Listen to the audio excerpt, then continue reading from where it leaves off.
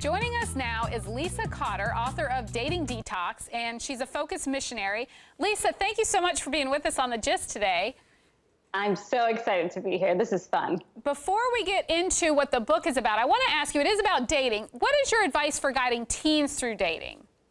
Yes, teens and dating. It's so funny because the word dating itself, I think, is even something so different, and it means so many things to different people, especially now that we're in this time where dating isn't what it used to be. It's a lot more just making phone calls, hanging out, texting, maybe hooking up, kind of the culture that we're in. And so I think for teens, it's important to recognize that what they're searching for are legitimate needs that they have in their life, this desire to love and be loved, but they're reaching out, trying to connect in an illegitimate way, in ways that aren't going to actually lead to their happiness. And so I think it's really important for parents to recognize the culture that we're in and to do what they can to be able to support their teens to meet those legitimate needs in legitimate ways. So that's making sure that you're having great conversations with your kids, that you're spending time making sure they know that you love them, because we don't want them to be emotionally bankrupt. It's a lot of times when we're feeling emotionally bankrupt, we don't know our worth, we don't know our value.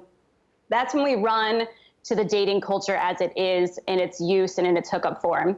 So it's just really important for parents to stay really engaged with their kids and to make sure that they are the ones helping them meet those legitimate needs in the way that they can as parents. Excellent advice. I really appreciate that as a mom of a bunch of teenage boys. Tell us about your book. It's the Dating Detox. What does the reader do to detox from the current dating scene? Yes, well, there's a lot when you do a detox. There's kind of two sides to it. One side is you're getting the junk out of your life, you're detoxing, getting rid of it, but then you're also adding in good things that are going to help you heal. And so that's really what the book is about. We kind of joke, it's kind of like a Whole30 or like a P90X for dating. And it's a process book. So every day you're doing something different in order to reset your mind when it comes to dating and being able to see it through the eyes of the way that God designed us and the way that he desires for us to date in this pursuit of finding our vocation and love and all of that. So it's a step-by-step book. Each week has a theme, and so each day also has a challenge, a detox challenge that we give. And so some of the things they do, that detox challenge is really the hands-on part. So we have them get an accountability partner. We have them go to confession, start setting up prayer life, but we also have them go through in their past and kind of look at, okay, how are the ways that I've related to the opposite sex in the past still affecting me today? And there's a lot of healing that goes on in the book. Readers don't often notice that that's what's going on when they're doing it. But when they get to the end, they realize a lot of times readers will tell us, like, I did so much healing through that process, but also revisioning of what is dating supposed to look like? Because our world has a very skewed view of dating that isn't really even dating anymore. And so it's helping them get to that place.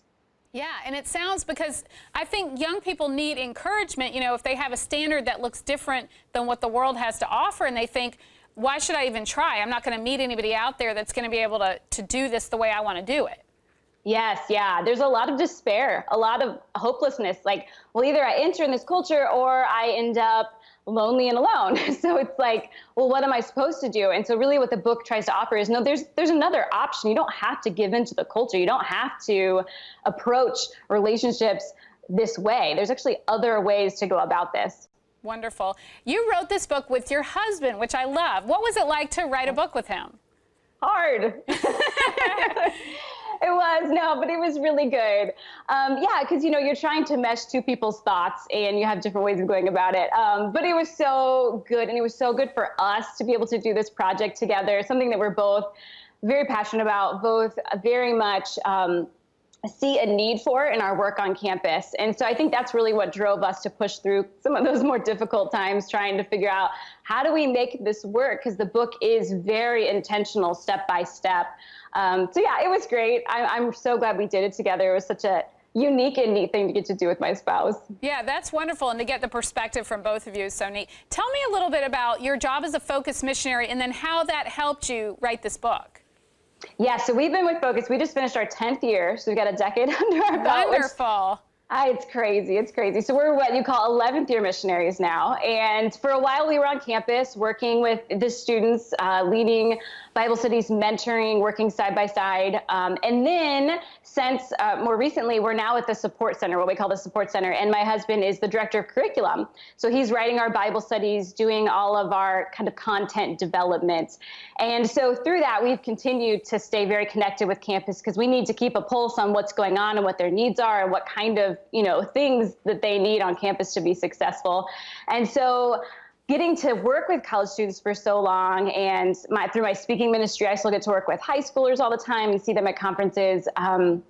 We're able to kind of recognize that there was a need for a book on the how-to. So I think as a church, we do a great job of explaining why chastity is a virtue, why we need it, how it can lead to our happiness, but not necessarily how to do it. And so that was kind of an area that we saw was lacking. We'd have these people go on these conferences or have this Bible study, have this amazing moment, and then go, but now what? Like, how do I do that? I know I want it, but I don't know how to change my life. And so that's why we wrote the book. We really wanted to give a practical, all right, let's do this. Let's walk together step by step. Here's how we're going to get out of this toxic dating culture and get you to a place of healing and wholeness where you can be free, truly free to love and be loved.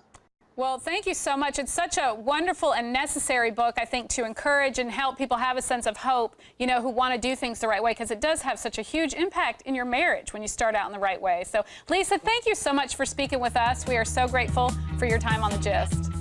So glad to be here. Thank you. Thanks. Now we'll send it back to more of The Gist.